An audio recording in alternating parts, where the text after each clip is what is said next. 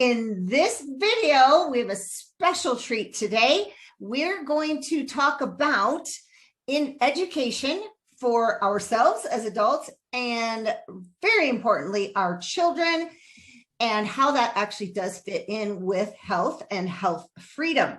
I have a guest today, as I'm sure you have noticed, and this is Amber Sonsalla, and she is one of actually kind of the leader for us in our PMA advisor group.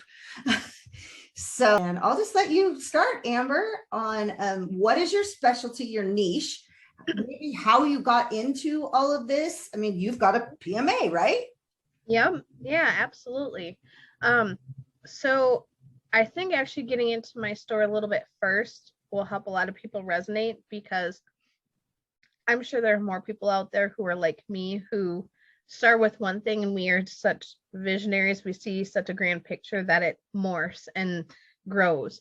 So let's see, it's 2022, 3 years ago. I wanted to protect my health and wellness coaching and advising that I do. And knowing that certain 3-letter organizations don't like us talking as freely as we wanted, that was my intention, was to protect my speech and how I share health and wellness with people. And then my dad died 2 years ago, so I wanted to help my family protect our businesses as well. And it just morphed into this whole ministry, and it has never been more of a blessing, because all of my life experiences now have culminated into me helping people using my life experiences and my passions. And it doesn't force me into this box anymore of picking one thing. I get to use it all. Mm-hmm. So that's like, intro to Amber's background 101. Particularly, I'm a single mom. I've always been really passionate about educational freedom and medical freedom. And this really also just helps morph those ideas too. Right. Because I get to help parents and also people who provide education and education resources to do it in a way that is in alignment with their firmly held beliefs, and in a way that's both healthy and nourishing for kids and their development. Whether it's just a single family wanting to protect their kids' homeschool education, and be able to do it in a way that resonates with their, with their beliefs and their philosophies, to, helping private schools or Christian schools, or, pods and things like that convert into a private education association, or even a children's ministry. Wow. So that's, I would say, the majority of the groups that I work with have something to do with education, and most of them have some kind of education component with children. That's fantastic. So I think what I'm hearing you say is that you originally started out in health and wellness, wanting to protect what we could say, as I'm very familiar with that, in that I, as a chiropractor, wasn't supposed to say that chiropractic stimulates the immune system. And, that's a little frustrating. It is. You started with that, and then it grew because there was family health, and then it grew further because of the education component. And what you have, the structure that you have in, I call it PMA Land, is a ministry, so that you can encompass all of those things. Is that right? Yes, absolutely. The ministry is basically an umbrella, and then like my health and wellness coaching is a project, our family's motel is a different project, our heating and air conditioning service work is another project.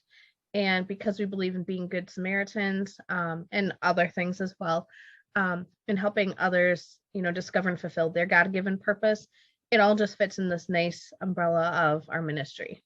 Wow. That is so neat. So in some of my research with ministries and these faith-based organizations, what I really came across and then got solid with was that a ministry can have their foundation as maybe outreach. And then they can have these other things around it, that foundation core. So they could have a healing ministry and then have these other things with it. They could have an educational ministry and then have these other things with it. What is your core, do you think, at this point? So you mean like the healing or the education kind of stuff? That's a really good question. I would say it definitely leans more on the education side.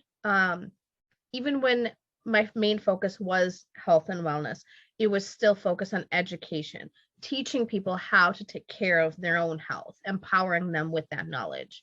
I do have some products that I like to sell, but for me, it was more about sharing the knowledge. And then if this particular thing fit in that pack, in that knowledge, great. But at least, I'm sharing the knowledge and sharing that education. So it's always been about education. And yeah, I never pinned myself to be a teacher. It was not a passion when I was a kid. Right? Yep. A doctor and now a private association advisor, but you could not have told me either of those things. I thought I was going to be a jockey. That is awesome. Yeah, I got too tall. No. I know. So, okay, a couple things were sparked in there. I love this because I know this will help all of you so much.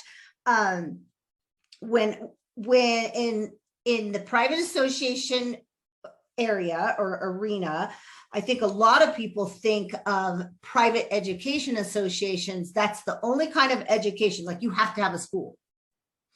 Right. Whereas that's not the case, is it? No, not at all.